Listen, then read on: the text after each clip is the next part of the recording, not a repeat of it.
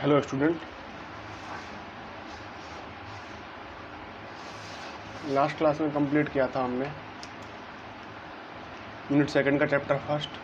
उसके बाद यही बताया था आपको कि यूनिट सेकंड का चैप्टर नंबर सेकंड हम स्टार्ट करेंगे। तो आज हम आपका स्टार्ट करते हैं chapter number second.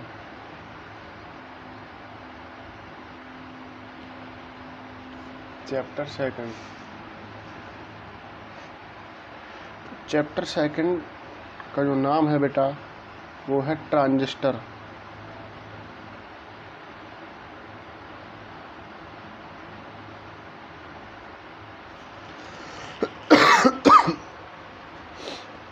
Transistor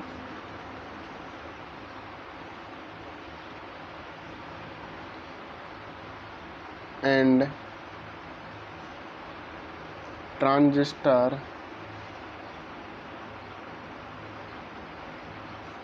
amplifier.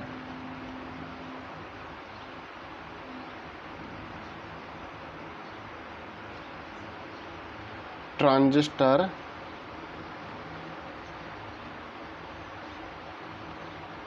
एवं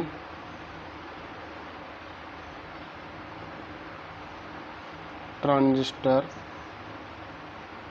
प्रवर्धक। इस चैप्टर से आपकी यूनिट नंबर सेकंड और एवं यूनिट नंबर थर्ड दोनों कंप्लीट होती हैं। दोनों का एक एक पार्ट कंप्लीट होता है, अर्थात इस कंप्लीट चैप्टर से हमारा यूनिट सेकंड एवं यूनिट थर्ड के एक एक पार्ट पूर्णतया कंप्लीट हो जाता है। इससे हम पढ़ते हैं तो ट्रांजिस्टर से पहले हम पढ़ते हैं बेटा अर्धचालक, सेमीकंडक्टर।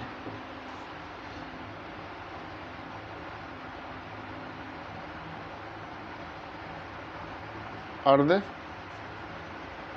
सभी जानते हैं ऐसे पदार्थ जो कभी कभी चालकों की भांति कार्य करते हैं व कभी कभी कुचालकों की भांति कार्य करते हैं, या बोले ऐसे पदार्थ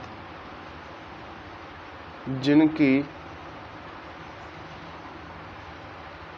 चालकता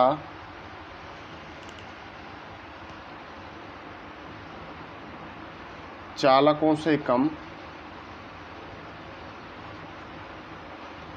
एवं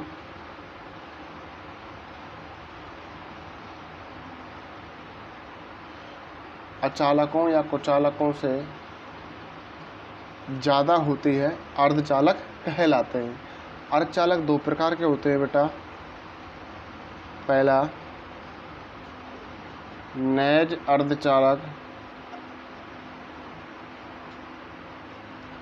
दूसरा बाह्य अर्धचालक।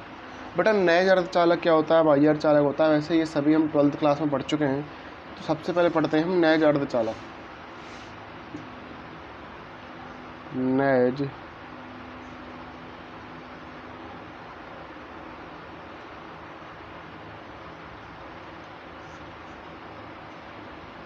कोई भी अर्धचालक अपनी शुद्ध अवस्था में नैज अर्धचालक कहलाता है। यदि कोई अर्धचालक है और उसकी अवस्था कैसी है, शुद्ध, तो वो अपने शुद्ध रूप में क्या कहलाता है बेटा, नैज अर्धचालक कहलाता है। जैसे एग्जाम्पल बात करें, शुद्ध सिलिकॉन,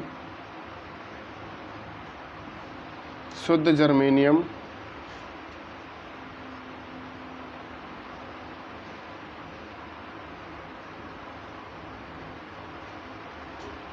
ETC। अब बात करते हैं बेटा बाह्य अर्धचालक की। बाह्य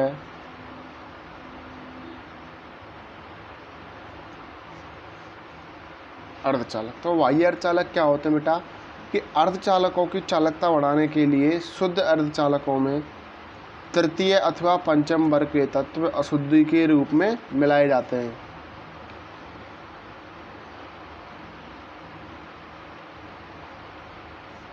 अर्धचालकों की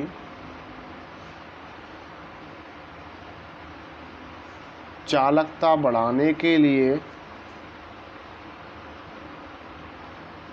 तृतीय अथवा चतुर्थ, तृतीय अथवा पंचम वर्ग के तत्व अशुद्धि के रूप में मिलाए जाते हैं तो प्राप्त अर्धचालक बाह्य अर्धचालक कहलाते हैं।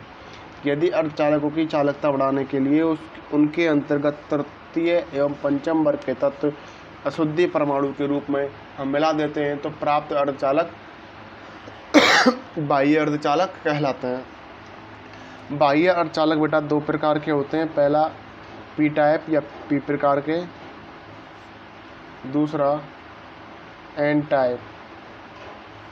अब बात करते हैं बेटा पी टाइप। जब शुद्ध सिलिकॉन अथवा जर्मेनियम अर्धचालक में तृतीय वर्ग का तत्व, तृतीय वर्ग के तत्व कौन से होंगे? बैंगन, आलू, गाजर, थैला, मिला दिए जाते हैं तो अशुद्धि का एक परमाणु, तो अशुद्धि का एक परमाणु जर्मेनियम के परमाणु को अपने स्थान से विस्थापित कर देता है।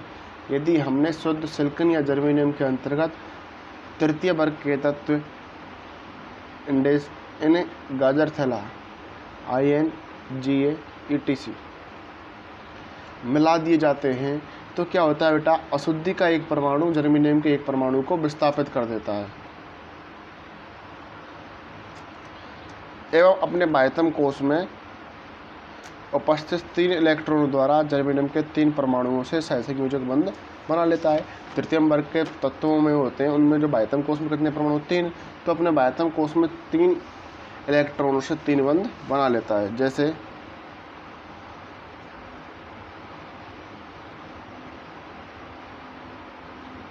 जर्मेनियम,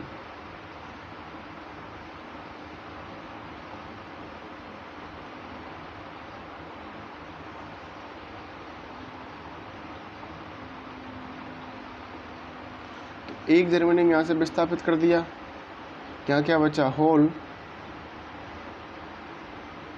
और 3 इलेक्ट्रॉन, 1 इलेक्ट्रॉन, 2 इलेक्ट्रॉन और ये तीसरा इलेक्ट्रॉन। इन तीनों से ये जर्मेनियम परमाणु से क्या बना लेता है? सहसंयोजक बंध। परंतु चतुष्फलकीय जर्मेनियम के चौथे परमाणु से, जर्मेनियम तो कैसा होता है बेटा? चतुष्फलकीय। चतुष्फलकीय जर्मेनियम के चौथे परमाणु से बंध बनाने के लिए अशुद्धि के पास इलेक्ट्रॉन शेष नहीं रहता।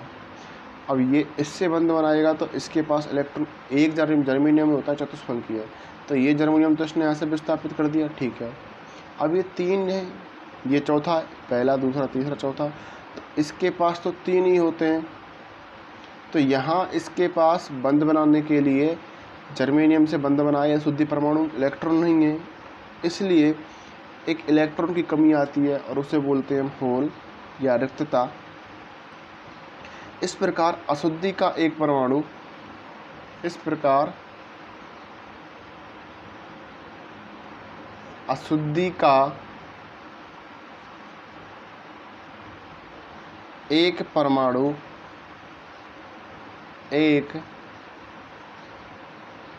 धनावेशित होल प्रदान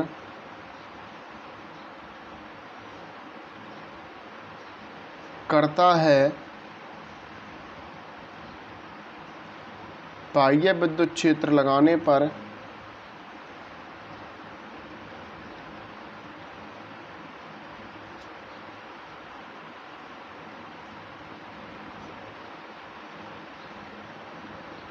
ये होल ऋणावेशित प्लेट की ओर गति करते हैं।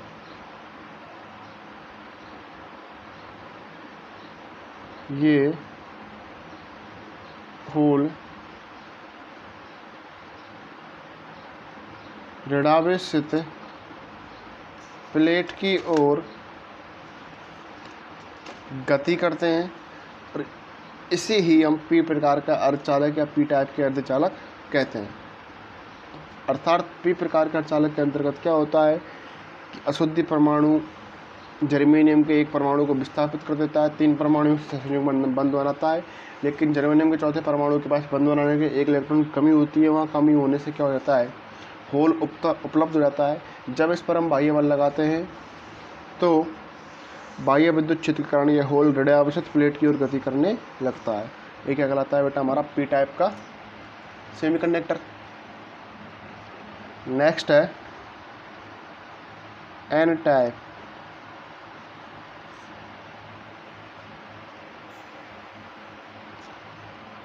एन टाइप देखते हैं बेटा,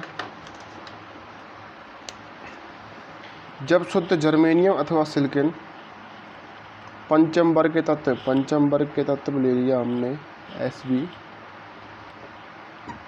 तो सिलिकॉन सिलिकॉन सिलिकॉन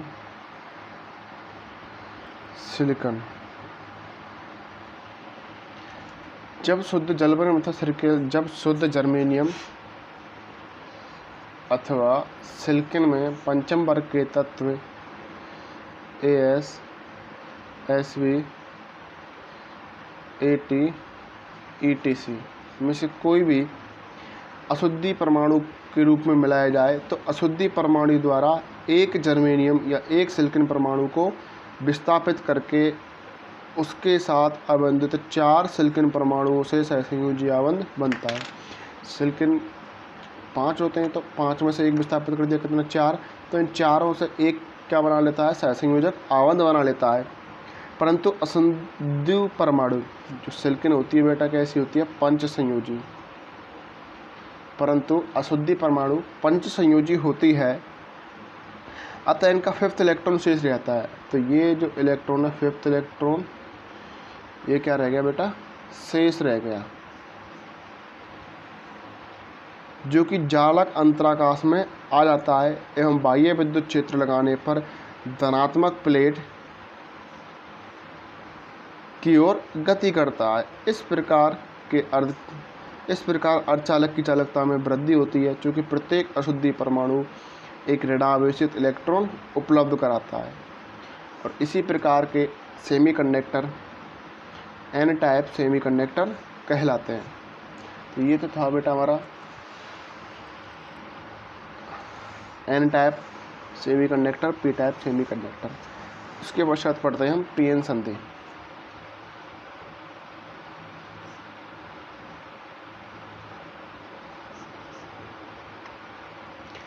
जब संगलन विधि, संगलन का मतलब होता है संगलन का मतलब क्या हुआ बेटा, जोड़। जब संगलन विधि द्वारा P व N प्रकार के अर्धचालकों को परस्पर जोड़ दिया जाता है, जैसे ये हमारा P प्रकार का, ये हमारा N प्रकार का। जब हम संगलन विधि के द्वारा P व N प्रकार के अर्धचालकों को जोड़ देते हैं तो जोड़ने से क्या होगा बेटा, तो इस प्रकार बनी युक्ति पीएन संधि डायोड कहलाती है। अब जो ये युक्ति है ये कहलाती है हमारी पीएन संधि डायोड कहलाती है। एवं इस प्रकार बने संधि तल में एन क्षेत्र से इलेक्ट्रॉन, ये एन क्षेत्र है, इससे इलेक्ट्रॉन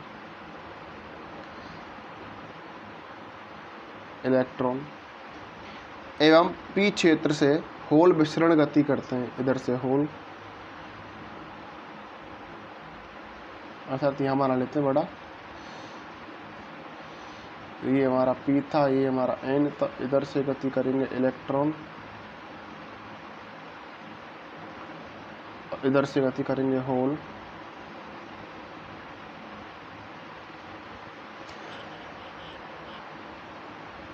इस प्रकार बने संधि तल में एन क्षेत्र से इलेक्ट्रॉन एवं पी क्षेत्र से होल विसरण गति करते हैं, विपरीत क्षेत्र में गति करते हैं एवं यह विसरण तल तब तक रहता है जब तक कि पी प्रवाह की ओर इतना ऋणावेश नहीं आ जाए।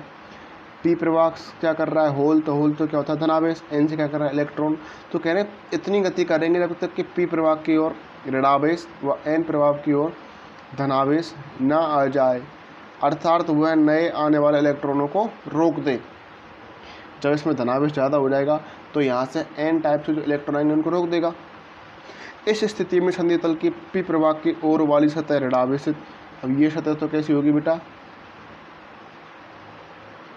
ऋणावेशित एवं एन प्रवाह वाली सतह धनावेशित हो जाती है, जिससे संधि तल पर एक विभव रोध का ये उत्पन्न हो जाती है हमारी विभव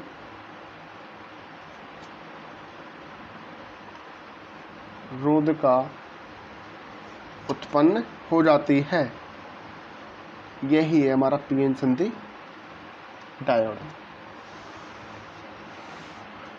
क्या करते हैं बेटा पीएन संधि डायोड में, ये दो पी प्रकार के और एन प्रकार के अर्धचालक लो, दोनों को जोड़ दो, ये पी प्रकार ये एन प्रकार। पी प्रकार में होल गति करते हैं, विसरण गति करेंगे बेटा।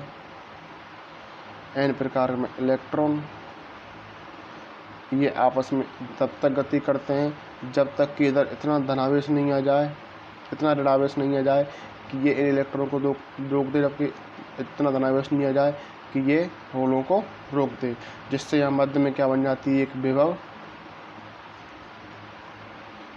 रोध का। अब पढ़ते हैं बेटा डायोड का बायसन।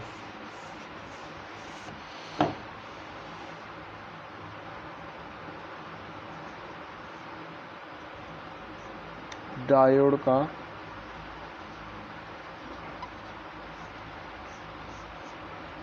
बायसन कि डायोड को परिपथ में निम्न दो बायसों में जोड़ा जाता है। पहला होता है आपका अग्रवायस फॉरवर्ड वाइस, दूसरा आपका पश्च वाइस रिवर वाइस। सबसे पहले पढ़ते हैं अग्रवायस।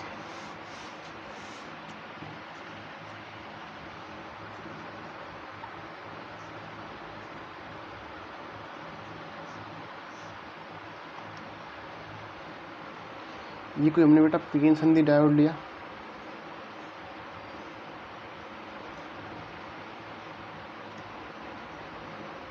और ये लिया हमने बैटरी।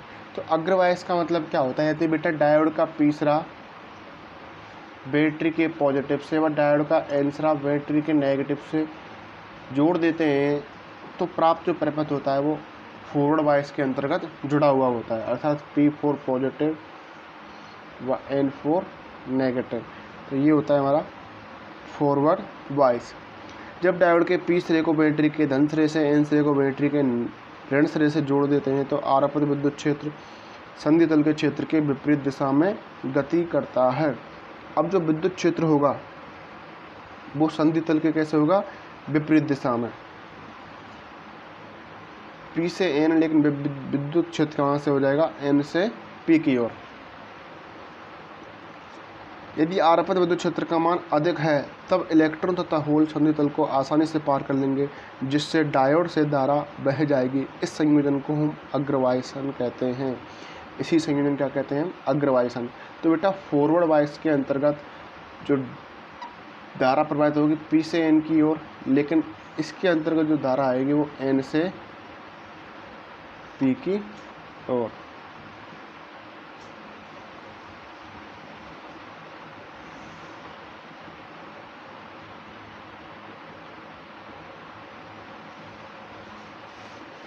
नहीं समझे क्या मतलब था,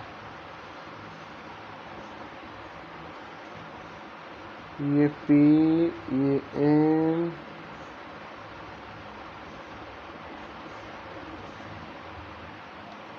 धारा प्रवाहित कहाँ होती है, पॉजिटिव से नेगेटिव से पॉजिटिव की ओर, तो यहाँ से जाएगी करंट, अर्थात करंट फ्लो होगा इधर से इधर बैटरी के अनुसार। लेकिन इसमें का अग्रवायस में कहाँ होता है, P से N की ओर। तो इसके अंतर्गत फॉरवर्ड वाइस के अंतर्गत जो धारा का प्रवाह होता है वो बैटरी के प्रवाह के कैसे होता है, विरुद्ध होता है, अर्थात आरोपित विद्युत क्षेत्र संधि तल के क्षेत्र के विपरीत दिशा में होता है। अब बनाते हैं रिवर्स वाइस। रिवर्स वाइस क्या होगा बेटा, जस्ट इसका उल्टा हो जाएगा।